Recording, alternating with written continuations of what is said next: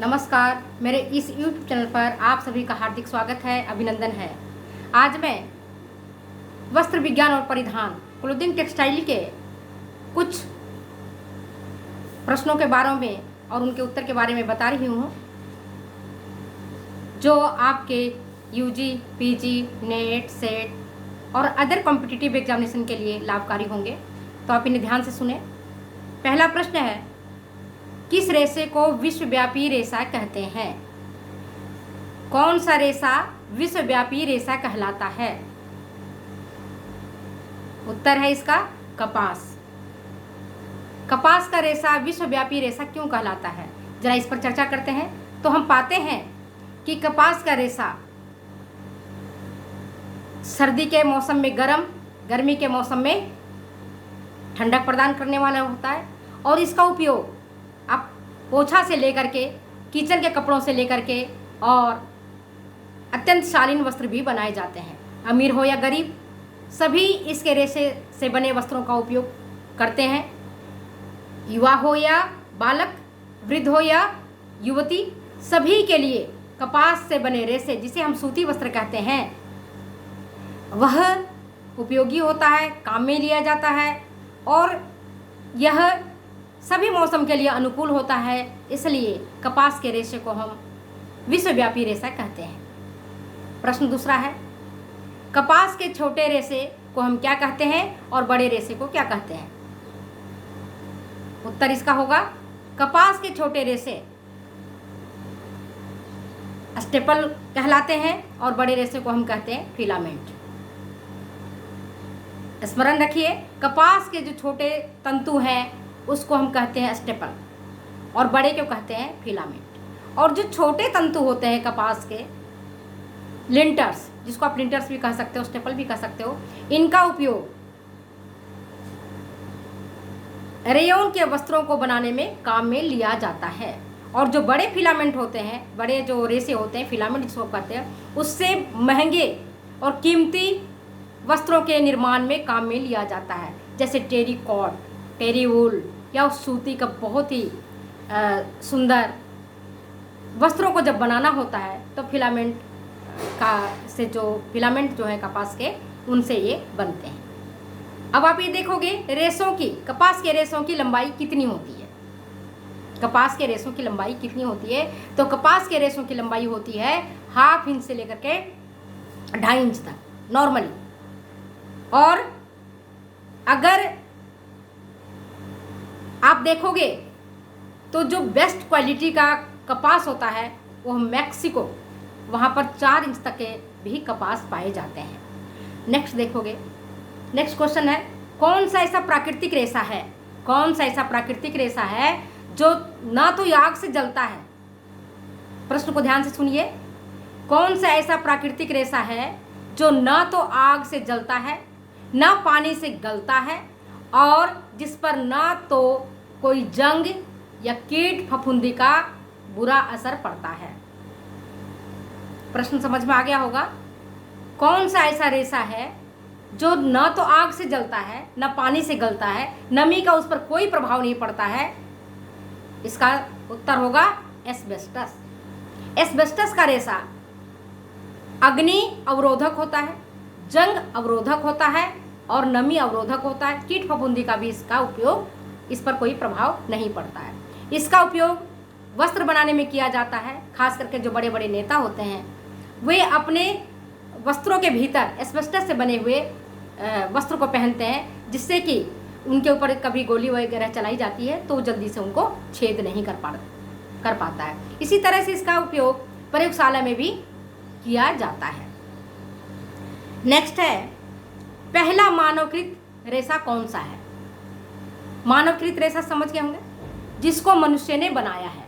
कौन सा रेशा मनुष्य द्वारा बनाया गया है? अब तक तो जितने भी रेशे पहले बनते थे, आपको पता होगा, सब प्राकृतिक रेशे होते थे। लेकिन मनुष्यों ने सोचा कि ऐसा रेशा बनाया जाए जिसके लिए प्राकृतिक चीज़ों की आवश्यकता न हो। तो कौन सा ऐसा रेशा है जिसको सबसे पहले मानव ने बनाया था? तो उसका उत्तर होगा रेयन। उत्तर क्या होगा उसका? रेयन। मानवकृत रेशा सबसे पहले जो बना है वो रेयन है। कैसे बना? ये जो भी मैंने आपको बताया, कॉटन लिंटर्स, कॉटन के छोटे छोटे जो लुगदी होते हैं या छोटे छोटे रुई होते हैं, बिल्कुल जो बेकार होते हैं, उनका इन्होंने उपयोग में लिया और उससे रेशों का निर्माण किया।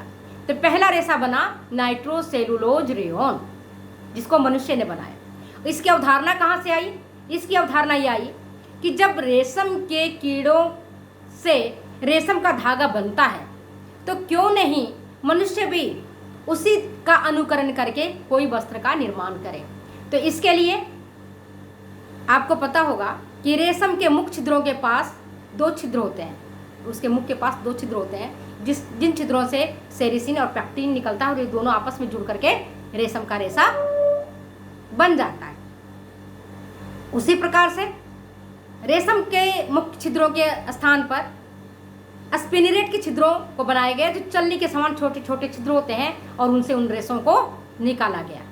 जब इन रेशों को निकाला गया तो वो रेशा बन करके तैयार हुआ और बिल्कुल उसकी चमक, उसकी मुलायमियत, उसकी सूक्ष्मता, उसकी कोमलता, उसका सौंदर्य बिल्कुल रेशम की तरह था। और ये जो रेशा बना वह था नाइट्रोसेलुलोज रेशा। कौन सा रेशा था? नाइट्रोसेलुलोज रेशा था। सबसे पहले मानवकृत रेशा रेयॉन है। रेयॉन में भी नाइट्रोसेलुलोज रेशा पहला रेशा है। नेक्स्ट है, अब क्या वर्तमान में नाइट्रोसेलुलोज रेशा से रेयॉन तैयार किया जाता है? ये प्रश्न अक्सर पूछे जाते हैं कॉम्पिटिटिव एग्जाम में। क्या नाइट्रोसेलुलोज मेथड से रेयॉन का रेशा तैयार किया जाता है वर्तमान में? उत्तर होगा नहीं। कारण क्या है? अधिक खर्चीला है। नाइट्रोसेलुलोज रेशा से रेयॉन तक के तंतु को बनाने में अधिक व्यय होता है, अधिक खर्चा आता है। तो जब कोई चीज़ का खर्चा अधिक बढ़ जाएगा तो मार्केट में उससे अगर कम दाम में उसे सुंदर रेयॉन के वस्त्र उपलब्ध होंगे तो कोई भी व्यक्ति उस चीज़ को खरीदना नहीं चाहेगा। इसलिए वर्तमान में नाइट्रोसेलुलोज रेयॉन से बने वस्त्रों को ज़्यादा पसंद नहीं किया जाता है खर्चा होने के कारण, और इसलिए वर्तमान में इसके द्वारा रेयॉन का उत्पादन नहीं होता है। अभी एक प्रश्न देखिए, किन रेशों को जादुई रेशा कहते हैं? किन रेशों को जादुई रेशा कहा जाता है? जादुई रेशा किसको कहते हैं? जादुई रेशा होता है नायलॉन।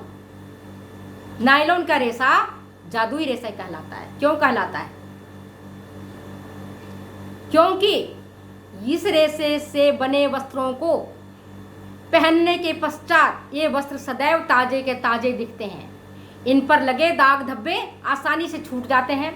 आप इनको पहन करके खेलिए, कूदिए, भले दौड़िए, या रात्रि में आप यात्रा कर रहे हैं और सो जाते हैं और प्रातः सोकर उठते हैं तो उसमें वही चमक रहती है। क्रीज वैसे को वैसे बना रहता है, टूटता मुड़ता नहीं है, सफाई धुलाई बड़ी आसानी से हो जाता है, बार बार इस्त्री करने की जरूरत नहीं पड़ती है। इसलिए इस रेशे को हम जादुई रेशा कहते हैं। नायलॉन के रेशे को हम जादुई रेशा कहते हैं। इसलिए कहते हैं, आपको पता है, सुंदरता में अद्वितीय है, आकर्षण इसका जबरदस्त है, मजबूती के इसका कोई जोर नहीं है, सभी रेशों से मजबूत होता है। जितने प्राकृतिक रेशे आप देखते हैं उनसे ये मजबूत रेशा है। और साथ ही आप ये देखते हैं कि यह रेशा अन्य चीज़ों से भी, इनकी जो अलौकिक सुंदरता होती है और इसका जो रंग पक्कापन होता है, जिसमें चमक होती है, वह बेहद आकर्षक होता है। इसलिए नायलॉन के रेशे को हम क्या कहते हैं? जादुई रेशा कहते हैं। नमस्कार। अगर ये वीडियो आपको अच्छी लगती है तो शेयर करें, कमेंट करें, सब्सक्राइब करें। फिर मिलते हैं अगले वीडियो में।